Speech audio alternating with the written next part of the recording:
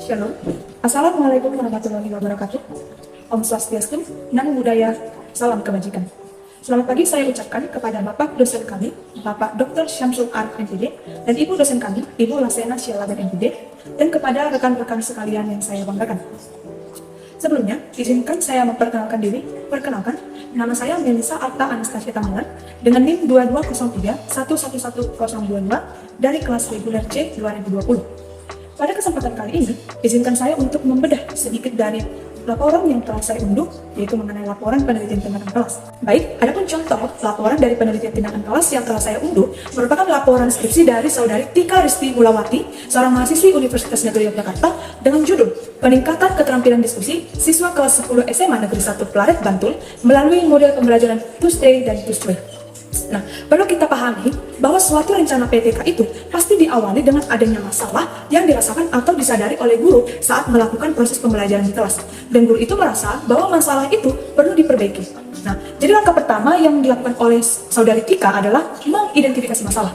Mengapa? Karena identifikasi masalah itu berfungsi untuk melihat apakah masalah yang akan diteliti beliau itu berkualitas, sehingga masalah yang akan diangkatnya itu tidak bersifat asal-asalan atau menyebabkan pemborosan energi karena penelitian yang dibawa oleh saudari Tika tadi tidak membawa temuan yang bermanfaat atau tidak adanya urgensi penelitian.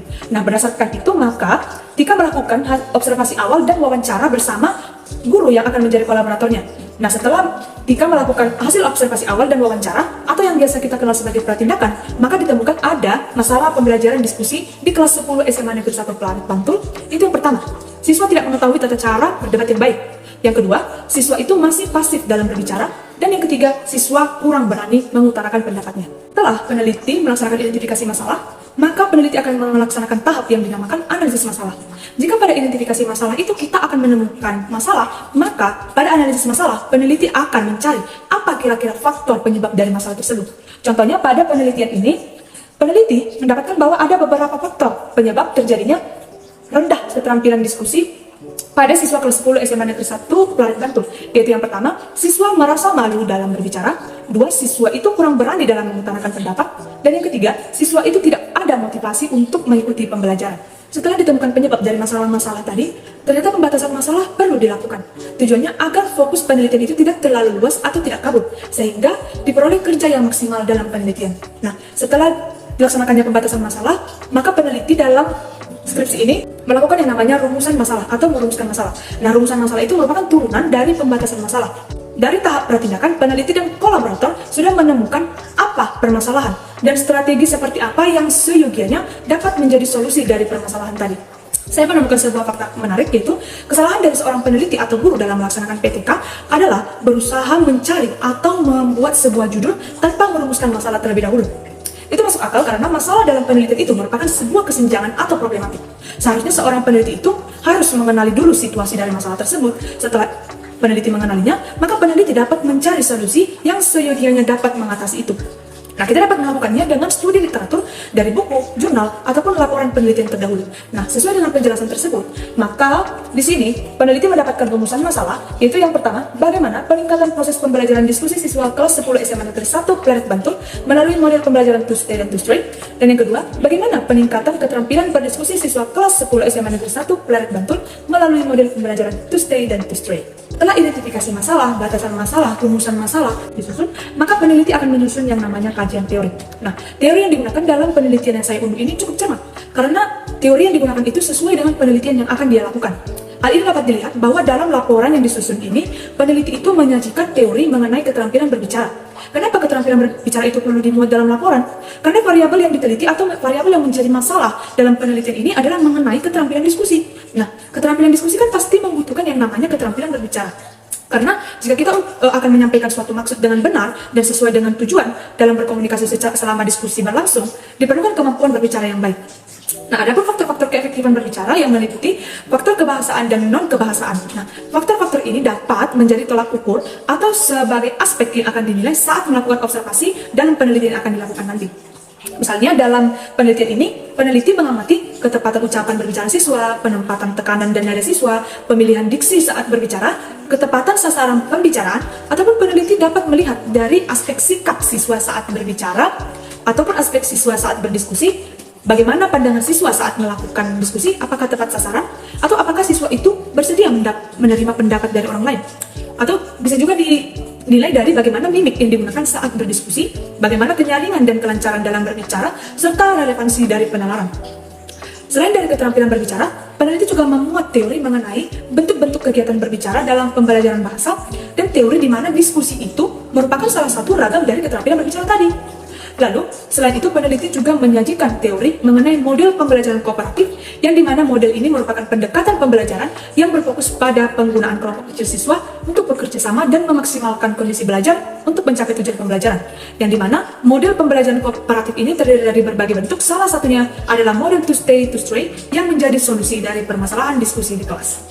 Nah, di sini peneliti juga menyajikan teori yang relevan dalam penelitian ini, serta teori yang digunakan peneliti ini juga termasuk mutakhir, karena teori yang digunakan oleh peneliti ini efektif pada masa itu, yang dimana penelitian ini dilaksanakan pada tahun 2011 dan peneliti itu menggunakan teori yang merupakan berasal dari sumber bacaan yang terbit 10 tahun terakhir.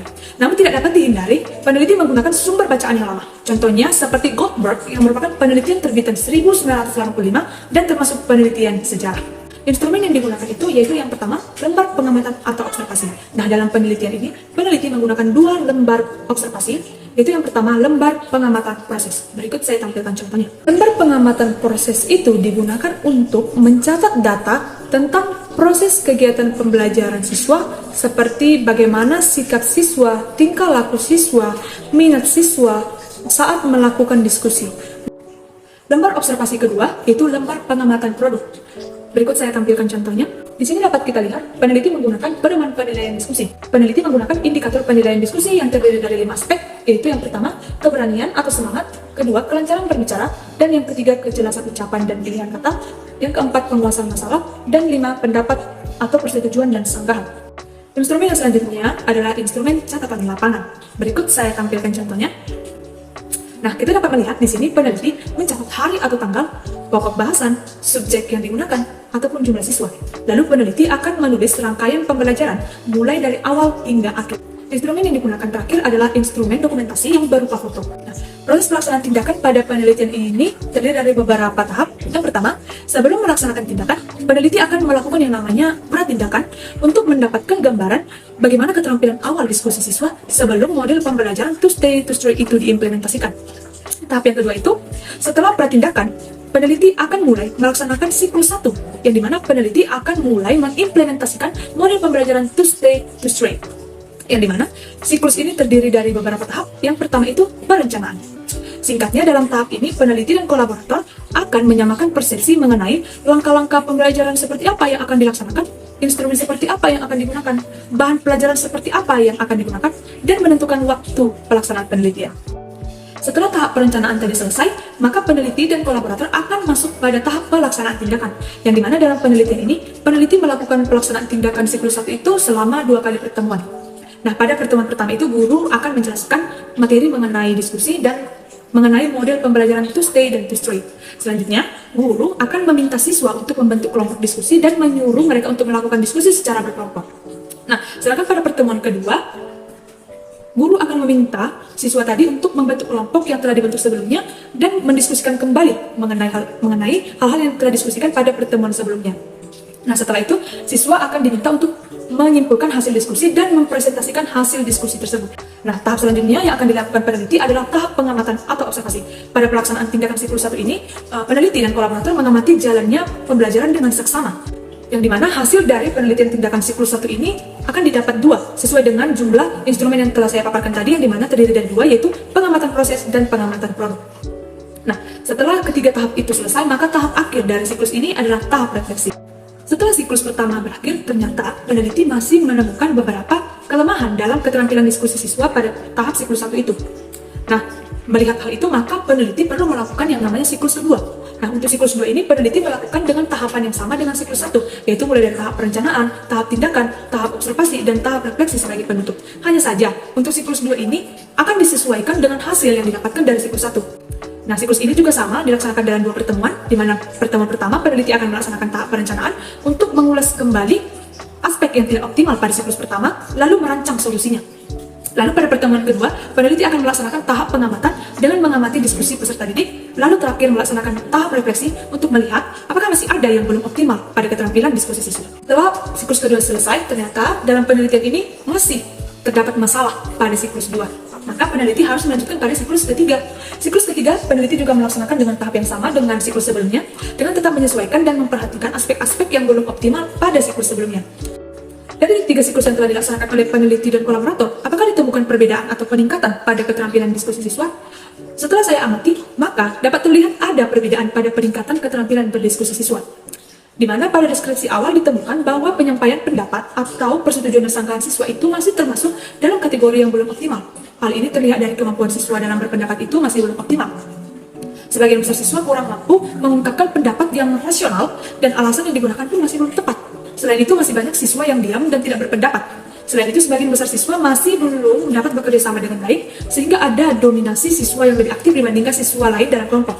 Berdasarkan analisis data secara keseluruhan, baik pengamatan produk maupun proses, skor rata-rata pertindakan dan catatan lapangan memperlihatkan bahwa pembelajaran diskusi siswa kelas 10C SMA Negeri 1 Pleret Bantul itu masih rendah. Lalu setelah melihat bahwa deskripsi awal memperlihatkan kemampuan keterampilan siswa dalam berdiskusi itu masih rendah, maka dilaksanakanlah siklus 1, yang dimana siklus 1 ini dilaksanakan untuk memperbaiki atau meningkatkan aspek yang belum optimal pada saat tahap pratindakan tadi. Dan model pembelajaran to stay dan to train itu telah diimplementasikan pada siklus ini. Lalu setelah siklus 1 selesai dilaksanakan, ditemukan bahwa hasil yang ditemukan itu atau yang dihasilkan itu masih belum sesuai dengan rencana atau hasil yang didambakan. Siswa tampaknya masih malu dan tampak bingung dengan tugas yang diberikan karena siswa belum mengetahui apa itu model to stay dan to train. Selain itu, siswa juga masih belum optimal dalam menyampaikan pendapatnya, belum optimal dalam berbicara, belum optimal dalam menguasai topik permasalahan. Ini merupakan hasil refleksi dari siklus 1, yang dimana ini akan menjadi pertimbangan untuk pelaksanaan siklus 2 nantinya.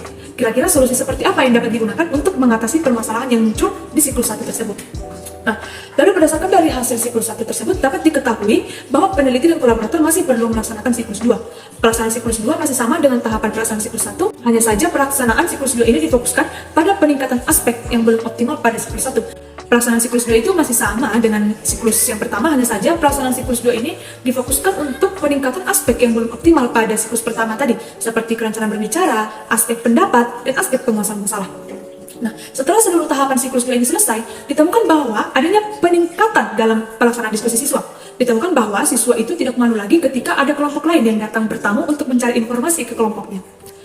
Namun, ditemukan masih ada beberapa aspek yang belum maksimal, seperti siswa itu belum maksimal pada aspek kejelasan pemilihan kata, dan siswa itu belum maksimal dalam menguasai topik diskusi, dan juga siswa itu belum optimal pada aspek kelancaran berbicara. Nah, berdasarkan hasil siklus 2 itu, maka siklus 3 itu masih perlu dilakukan, di mana siklus ini difokuskan untuk memaksimalkan aspek-aspek yang belum optimal pada siklus 2 tadi. Setelah siklus 3 dilaksanakan, ditemukan bahwa kelima aspek yang menjadi tolak ukur penilaian telah mengalami peningkatan. Nah, analisis data dalam PTK itu sebenarnya sama dengan analisis data penelitian lainnya, yaitu analisis data pada PTK itu bisa bersifat kualitatif, kuantitatif maupun kualitatif kuantitatif. Nah, sehubungan dengan itu, maka dari laporan yang saya unduh, penelitian itu menggunakan teknik analisis data deskriptif kualitatif. Alasan mengapa penelitian ini menggunakan teknik analisis deskriptif kualitatif, karena variabel yang digunakan dalam penelitian ini merupakan variabel yang bersifat praktik dan non-numerik. Maka peneliti di sini ingin mendeskripsikan keterampilan diskusi siswa sebelum dan sesudah implementasi tindakan dari to stay to train.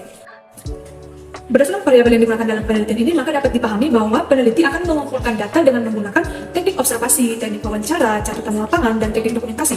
Sedangkan untuk data mengenai keterampilan praktik diskusi siswa akan dilakukan dengan teknik non-test, yang dimana siswa akan diberikan sebuah permasalahan yang akan didiskusikan, lalu kolaborator akan mengamati dan menilai keterampilan siswa sesuai dengan pedoman penelitian yang telah ditentukan. Nah, setelah data dikumpulkan, apa yang akan dilakukan oleh peneliti selanjutnya? Nah, setelah data dikumpulkan melalui teknik-teknik tersebut, maka data tersebut akan dianalisis dengan menggunakan langkah, itu yang pertama, reduksi data. Data dari hasil observasi lapangan, catatan lapangan, dan hasil observasi praktik diskusi siswa akan dianalisis kembali pada tahap ini untuk menyeleksi data-data yang dianggap tidak relevan untuk digunakan. Jika sekiranya data-data itu tidak penting atau tidak relevan, maka peneliti dapat membuang atau tidak menggunakannya. Nah, langkah yang selanjutnya yaitu peneliti akan menyajikan data dalam bentuk tabel dan diagram, lalu data tersebut akan disajikan dalam bentuk teks naratif. Data berupa skor praktik diskusi akan dianalisis dengan mencari rata-rata dan persentasenya, sehingga dapat diketahui peningkatan keterampilan diskusi siswa pada setiap siklus yang telah dilakukan. Tahap yang ketiga, setelah data tersebut disajikan atau diinterpretasikan, maka peneliti akan mulai menarik kesimpulan dengan merangkum penjelasan dari semua data yang dianalisis. Baik, sekian yang dapat saya sampaikan pada kesempatan kali ini. Dari kurangnya saya mohon maaf. Terima kasih kepada rekan-rekan yang telah menyempatkan diri untuk menonton video ini. Dan saya akan menutupnya dengan pantun. Burung dara, burung cendrawasih, bisa dicari dulu di Papua. Cukup sekian, terima kasih. Semoga bermanfaat bagi kita semua. Terima kasih dan salam sehat.